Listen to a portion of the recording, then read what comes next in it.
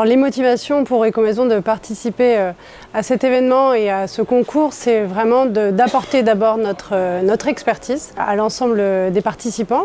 Expertise qui évidemment porte plus sur la fin de vie aujourd'hui du mobilier, mais aussi en amont, la conception des meubles, la vision du marché qu'on peut avoir chez Ecomaison. Et il me semble que ça a du sens dans ce concours.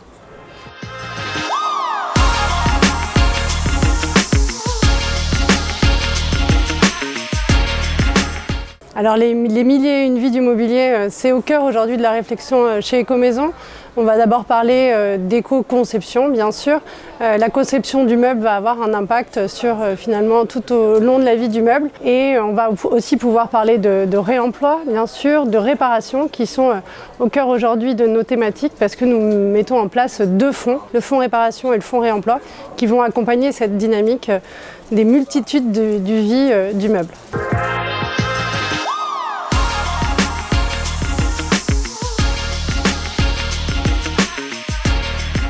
Au titre d'Ecomaison, on attend évidemment, c'est pas tout à fait comme un fabricant ou un distributeur de meubles, on attend une certaine inspiration qui va être donnée justement aux fabricants et aux distributeurs de meubles pour accompagner cette multitude de vies que peut avoir le mobilier.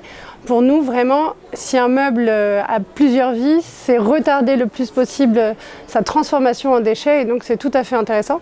Donc d'abord de l'inspiration, et puis aussi des nouvelles idées qui peuvent aussi nous inspirer dans notre façon de faire. Donc on est aussi attiré par ce qui va se dire, ce qui va se passer. Je pense qu'on peut communément s'inspirer les uns les autres.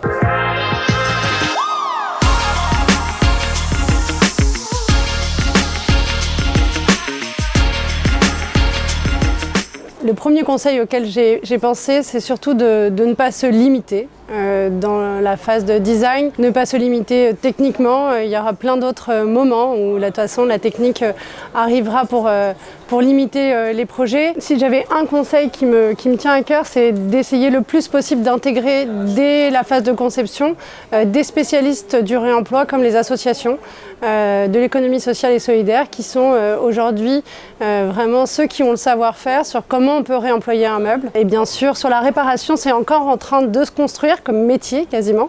Mais nous, on va avoir tout un réseau de réparateurs agréés qui seront probablement intéressés de participer à des ateliers. Donc voilà, d'essayer d'être 360 sur la conception et mettre les associations au cœur. Bon courage et encore une fois, pas de limite dans l'innovation, dans le design.